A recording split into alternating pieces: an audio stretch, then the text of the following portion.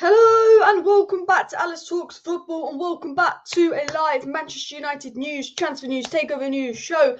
Lots to talk about in today's show. Romano saying, look, United are entertaining the idea of bringing in another midfield on top of Mason Mount. That is what Erik ten Hag wants. He spoke about Amrabat. We spoke about Amrabat in my video this morning. A report came out that he'd agreed personal terms with United. I did say take that with a barrel of salt. I don't think United and Amrabat actually have terms agreed, but I do think Amrabat is a player of interest because, as Romano confirmed today, United tried to sign Amrabat in January on loan, but Fiorentina said they wouldn't do a loan deal and have slapped a 25 million asking price on him.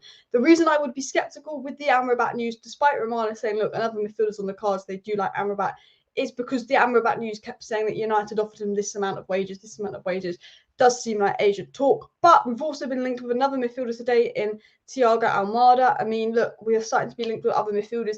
Clearly, United are looking at another midfielder on top of Mason Mount, which is really good from them. But obviously, the focus right now is Onana and Hojlund. But the main focus, the thing that needs to be wrapped up before anything else, is the takeover. And Rio Ferdinand has come out again and said he's spoken to David Ornstein, looking very good for Qatar. Well, that's what he said last week, sorry. But he's spoken to David Ornstein and he hinted at something big, an announcement tomorrow. Do I think there's going to be an announcement for the Man United takeover tomorrow? No. You know, people are saying there's going to be an announcement tomorrow. Rio's got some insight from David Ornstein. Could a David Ornstein exclusive drop on the takeover tomorrow? Yes. Do I think it will happen? No. Why do I not think it will happen? Because how many times have we been told from good sources, bad sources, Rio Ferdinand, people in the space that we're going to get told something and nothing happens? How many times? Also, it's July 4th. That is a holiday in the USA. I doubt something will happen on that kind of day. Glazers will want maximum media coverage if they do something like that as well. And as Alex put in the chat, pretty much every expected deadline with this process has been BS. It's basically guesswork at this point. So we are going to get into the rumours, what Rio said on Qatar, what's happened, but a lot of it is guesswork. I do think Man United should go out there and sign Barella, but as not Barella, well, I'd love us to sign Barella, but I think United should go out there and sign Amrabat. But you know, such a smart move, Amrabat, such a smart move. So United probably won't do it. I don't know why, but when you see a move that makes so much sense, someone that can cover Casemiro, play next to Casemiro, still in his prime, 25 million, you're going to get that money from McTominay. We know McTominay's not good enough.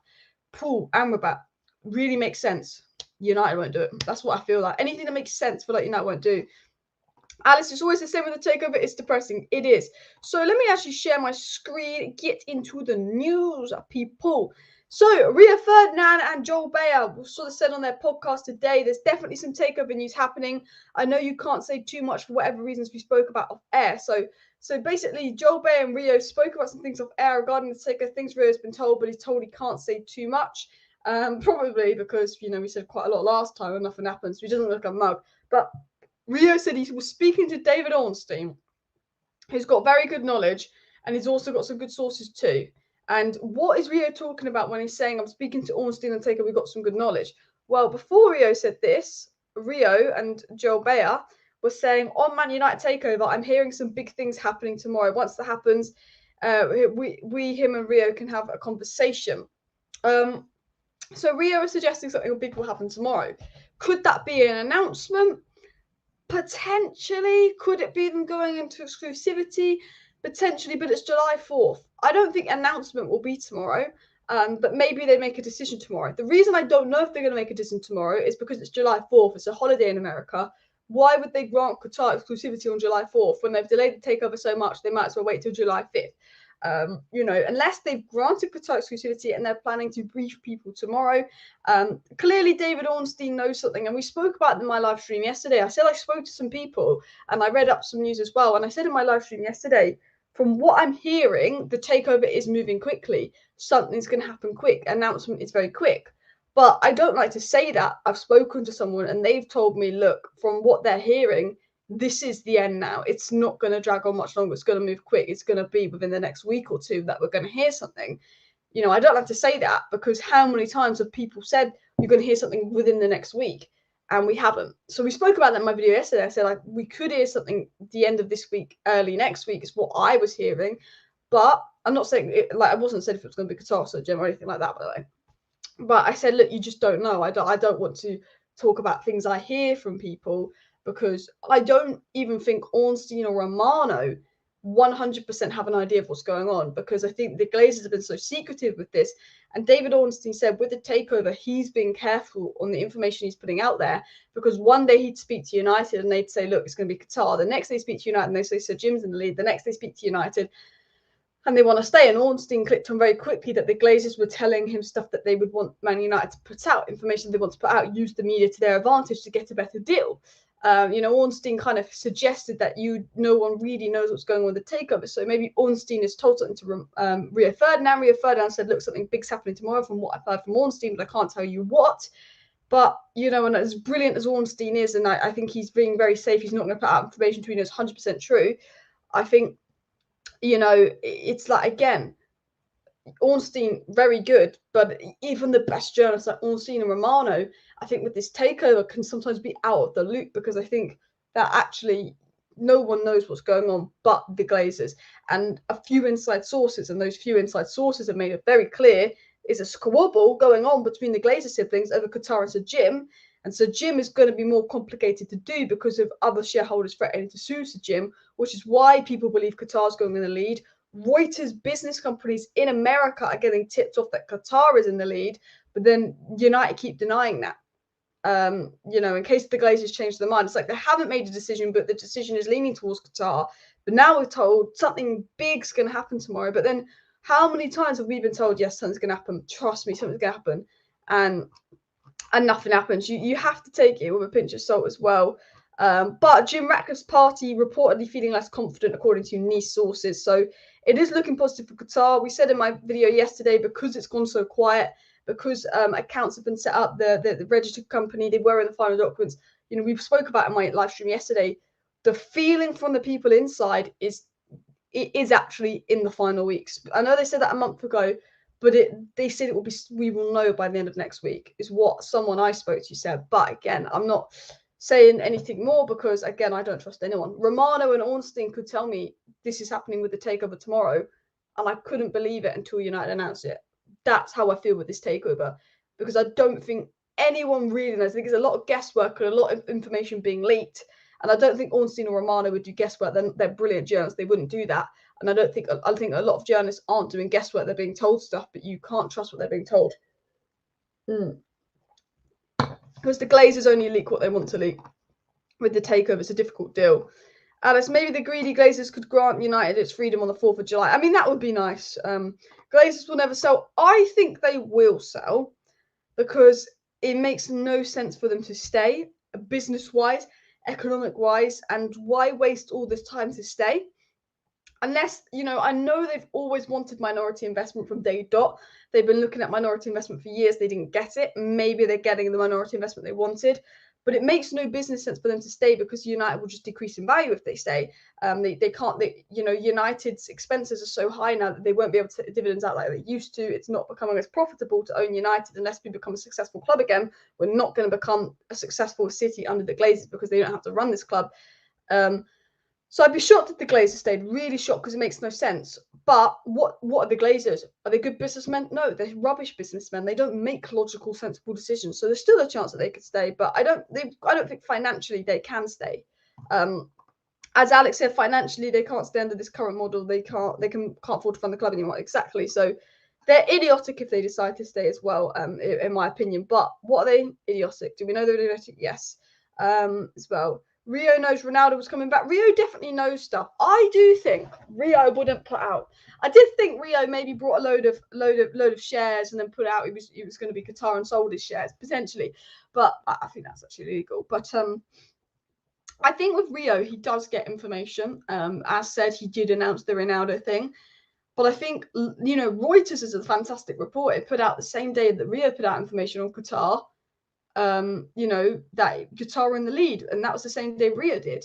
I think someone told Rio, a genuinely good source, told Rio, told Reuters, told some people in the space that Qatar is likely to be them. They're in the lead, and Rio says that because he trusts his source. Reuters come out of this book because they trust his source, and then nothing happens. But nothing's happened because 2 weeks have gone by. That doesn't mean they weren't right. Rio. The Reuters, they were told things, and maybe they said it too soon. Maybe what Rio and Reuters were told is going to come out in the coming days about Qatar. You know, I don't think Rio put out information for the sake of it, but I think Rio put out information too early and too premature would be the word for it, potentially. Maybe he needed to wait just to fact check. But I think the fact that Rio is very confident it will be Qatar and information will come out soon. You know, I know he wasn't right the first time, and I know, but I do think he knows something 100%. He doesn't need to lie, Rio. He's not someone that needs the clicks, needs the views. He doesn't need to lie. And why would he lie as well? Please do smash the like button, of course, subscribe down below.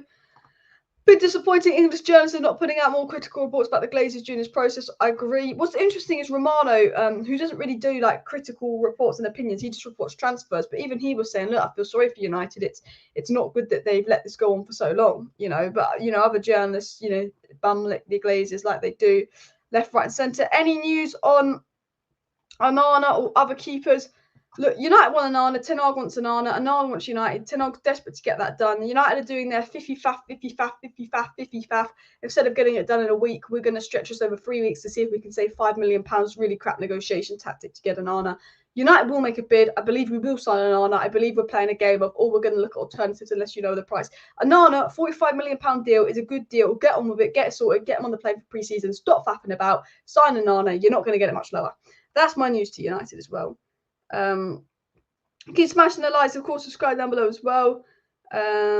Just going by the title, but Ornstein is a rumour merchant. I don't think Ornstein's a rumour merchant. Ornstein and Romano, and I said this today. I said today on Twitter, Fabrizio Romano gets way too much disrespect. Because at the end of the day, Fabrizio Romano might not tell us what we want to hear. He might repeat himself over and over. But the reason Romano will repeat himself over and over is because he's keeping people's interest in the transfer. People will say, Mount update. And you'll be like, oh, you just said that the other day. Fabrizio Romano doesn't lie. People don't realise this. Fabrizio Romano doesn't lie. Romano was, when all the other British journalists were saying United are moving on away from Mount and United are going for Caicedo, United have walked away from Mount, they're going for Caicedo. Fabrizio Romano went, United like Caicedo, they admire Caicedo, but they're still in for Mount. And Romano said, they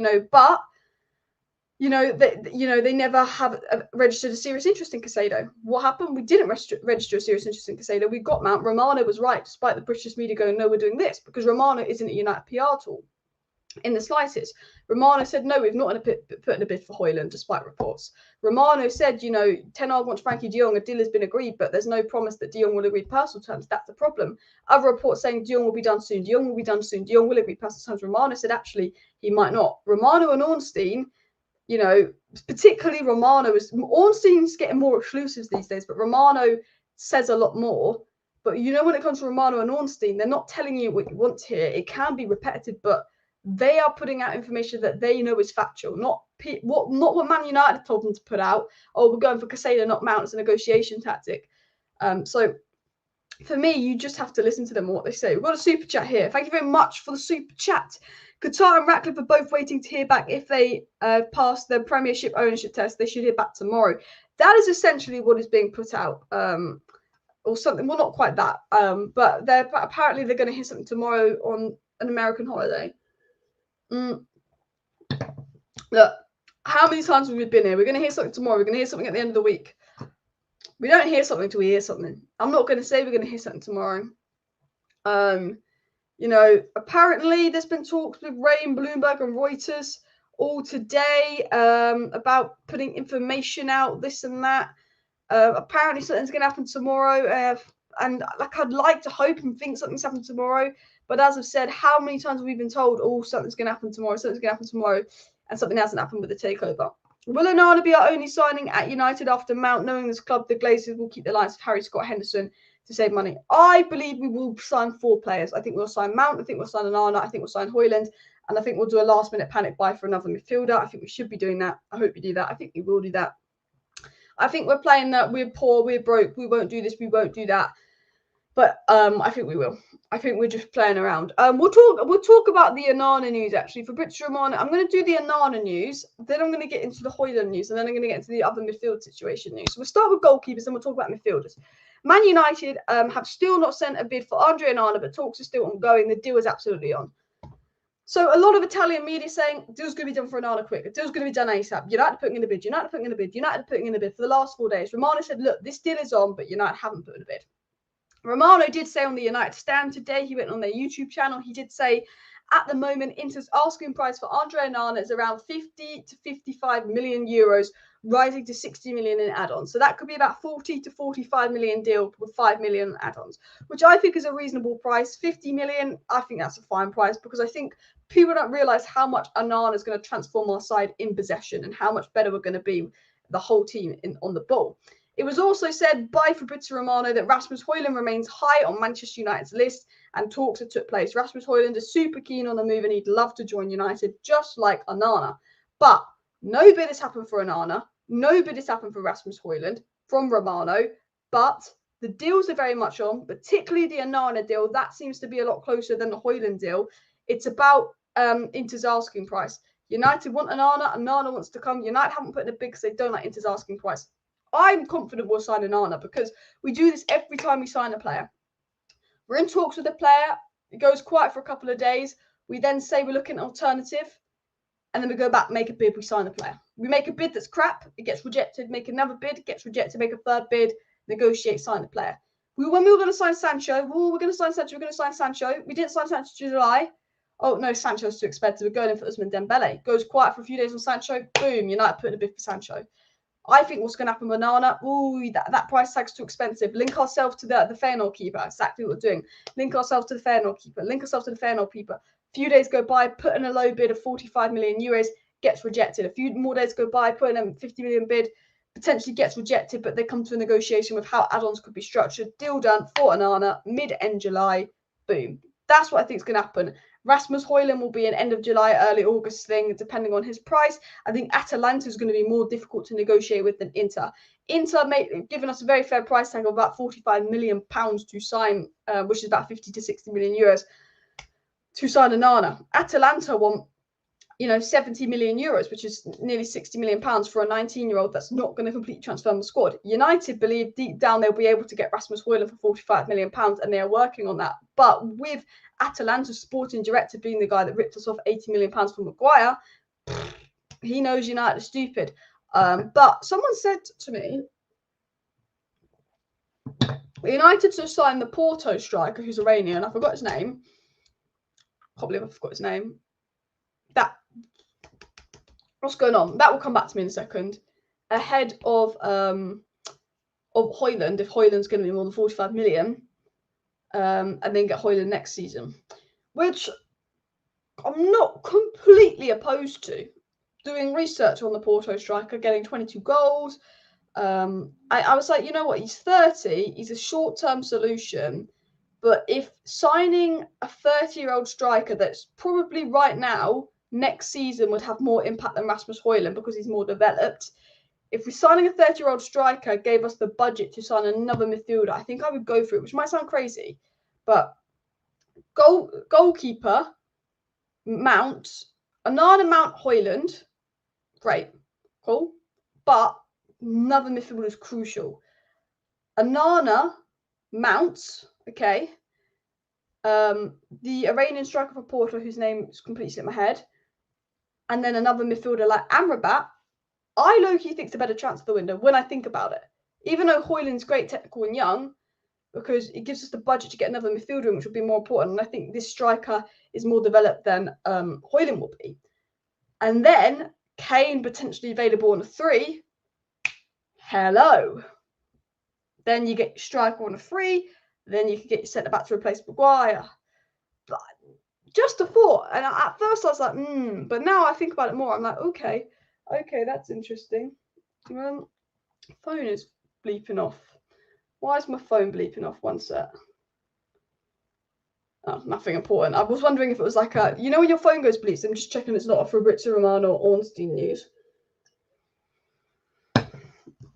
Onana's going to make us nervous if we sign him. I don't think so. I think Onana will really improve the back four. I think Maguire needs to be sold, 100%. But I think Maguire will be a better player with Onana behind him, 100%. The lack of player sales is holding us up. We need to sort that ASAP, 100%. We're hearing that, in May and April, Ten Hag wants 13 players gone. 2 players are gone, 2 academy stars, Ethan there to Danik Ball. They weren't on the name of 13 players. Okay, here we go. Harry Maguire and Ten Hag having conversations about his future this week. Harry Maguire, you're not going to play. Bugger off. 25 million for Maguire. Fred, 15, 20 million. We'll say 15 million. Fred Maguire, 40 million. McTominay, that's 30 million. That's 70 million. Dean Henderson, that's 20 million. That's 90 million. Maybe you can get 10 million for Martial. That's 100 million. Brandon Williams, Bailly, Tellez. Yeah, maybe that takes you to 110 million. Alanga, Meshbury could take you to 130 million if you want to get rid of them. 130, 140 million. Plus the money you save in wages. Big clear out. You could raise a lot of money. But we're not FIFA. We're not Chelsea who can do a clear out like that. We're Man United. And for me, we need 5 signings. 6. Well, realistically, we need 6. For me, because we need to sell Martial. For me, we need Hojlund, Harry Kane, Onana or Diogo Costa. Mason Mount's already done. A player like Lavia on top of Mason Mount or Moises Caicedo. And then the 6th signing you need is a centre-back to replace Maguire. I'd like Timber, I'd like Kim and Jay, they're gone. We'll have to go for Tubido. That's what United, I said the name wrong, but that's what United should be doing. But if we're going to narrow it down to 4 signings, which is realistic, you go with Onana, you go with Mount, you go with Hojlund if that's who Ten Hag wants, and you go with someone like Amrabat or Lavia. And United only need to sell a couple of players to fund that. It's not like we have to do a mass sale of raise 100 million to do that. Dean Henderson, the money you get from Dean Henderson, Fred, McTominay, probably someone like Alanga, we'll give you the money to do that. But the problem is, competent club will sell those players for what they're worth. We give our players such high wages that we will struggle to sell players for any kind of money. 1, because we're crap at negotiating. 2, because people know we're mugged. But 3, because of the wages, it's hard to push players on. We've literally said, guys, we're desperate to sell Bailly. We'll take 2 million. 2 million for Eric Bailly, I'm surprised not many teams are looking at that. Right now, if I was at a club and I could get Eric Bailly for 2 million, despite his injury record, I freaking would. I would. Scrolling down the chat as well, it was Tarimi. Don't know why the name completely slipped my mind there as well. Please do smash the like button. Of course, subscribe down below if you're new as well. Sign Ramos for free. Gonzalo Ramos isn't free, but if you're talking about the other Ramos, then no. The only Ramos I want is Gonzalo Ramos. I want younger, hungry players. That's what I want to see at Manchester United as well. Ornstein to announce it tomorrow is laughable at this point. I agree. Talking of the takeover rumour, I don't think Ornstein's going to announce anything tomorrow.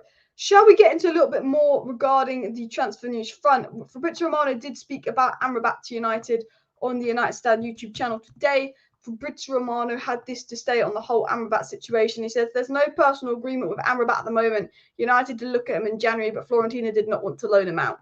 He's saying, look, the story that United agreed personal terms with Amrabat is not true, but we did look at him in January. There is genuine interest there. Romano actually also added to that a second midfield signing as a concrete possibility, but it depends on outgoings. The end of July or August would likely be the date, not soon. So Romano saying if United can get their outgoings happening, they could get another midfielder.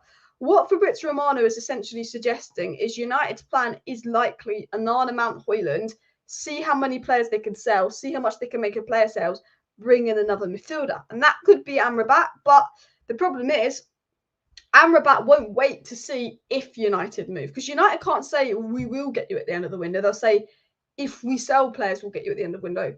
Amrabat's not going to hold up a move to another club for an if United sell, they might sign you situation. It'd be a mug. So it's almost who's going to be left in that defensive midfield role, who's going to be left come end of the season that United might be interested in, potentially, if we make the money through sales. Make sure you hit that like button, people. Let's go for 300 likes as well. No official announcement on Mount. No outgoings regarding first team players. No other signings. The club Mount announcement, I think, will be tomorrow. Medical's done for Mount today. I think announcement will be tomorrow. Reportedly number 19 as well. People say we need to sell Scott. Be good with FFP and the money raised 100%. We should make 6 signings, no doubt. I wish we could make 6 signings, but we won't. Yeah, this shite will hopefully stop next season. You've got to think positively. This could be our last ever Glazer-nomic transfer window. This could be our last ever Glazer-nomic transfer window, which is what I want to see as well. Says it all when we can't sell. We can't sell, which is very frustrating as well. Does Amrabat love the club? I'm sure he would want to come. The thing is, I don't know enough about Amrabat. But I watched Amrabat in the World Cup, and I watched Amrabat in the Conference League final against West Ham. Whenever I've watched Amrabat, he's been brilliant. I don't know what he's like week in, week out for Fiorentina in the Italian league, but from what I see of him, I think he's brilliant. But I haven't watched him enough, to be honest. We should go for João Felix. Maybe on the loan card. Like, he didn't really hit. He was all right at Chelsea, but for the fee they paid to loan him out, he didn't hit very well. I think he would have fitted in a lot better at United. It has come out from the Times that United are interested in Lavia and Southampton want 50 million for him. But the reason I'm skeptical, as much as I'd like United to sign Lavia, as I'm very skeptical on the news saying that United want Lavia. I'm very skeptical on this news because I know Liverpool are very close to a Lavia deal, and it would be very classic Southampton to then say United are registering an interest in Lavia to try and move on the situation with Liverpool. I don't think United will do anything for Lavia soon because, as Romano said, United will probably get another midfielder in August if the budget is there. So as much as I'd like us to do something for Lavia, I don't think that we will. Keep smashing the likes. Of course, subscribe down below as well. There's fake accounts saying that United are going to do this and that in the window, but a lot of fake information has been coming out today. But Amrabat would be very smart business. But I do think let's keep an eye on August to see if we do bring another midfielder in. Felix on loan perhaps, but not buy. I agree. I think you can only do a loan. And Amrabat's numbers are not good, but yeah, it's not about his numbers. It's about his defensive contribution to cover Casemiro as well. Rio Ornstein, yeah, Rio claiming Ornstein's told him something big's going to happen with the takeover tomorrow. Have to wait and see. City are just weighing on someone to bid 50 million on Lavia and activate their cheaper buyback option. That doesn't activate till next season, by the way. Doesn't activate till next season. And I don't know if they want a buyback option. They've got Calvin Phillips and Rodri, but then they just try and sign Rice. What's interesting, though, is De Jong has been linked to City. If you Google De Jong, Man City really want Frankie De Jong reportedly. Well, I don't want to see my tweets. I'm trying to find the news on De Jong. But De Jong, Man City apparently really interested in De Jong, which could be really one to watch for rather than Lavia. Yeah, Frankie De Jong. Oh, this is good. This is good. New Frankie De Jong to Man City is unlikely now. FC Barcelona asking prices higher than what Man City are willing to pay. Well, BS. Man City will pay it. Let's be honest. Player wages are too high, more than the club's highest earner. That's a joke. This is just a lie because Haaland's on about 700k. The player doesn't like Manchester as a place to live. Probably true. That's a lie because De Jong's, Haaland's on way more than that. That's a lie because City will pay what it takes. But I'm hoping that De Jong to Man City is unlikely. But there is a rumour that Man City are looking at pursuing De Jong. Oh, I almost just ended the live stream by mistake there as well. I've seen Amrabat play against West Ham. He was very good, especially against a top midfielder like Declan Rice. He was very good. I'd take Saha on free in a second. I think he's going to Saudi Arabia. Any news of Maguire going to Spurs? No. I think Spurs are doing some cheap, underrated business. Amrabat has excellent positional awareness and an NFL player's upper body strength. He has Martinez style fearlessness and engine like Fred. Good. I like this. You're selling Amrabat to me. I haven't watched enough of him to me. De Jong to City would end me. Yeah, if City get De Jong and Guardiola, my.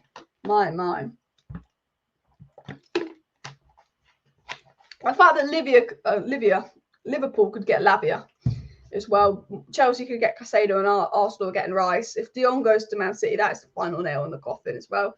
Cassie would be perfect for us. He's dropped off a little bit since he's gone to Barcelona. In my opinion, I've not been.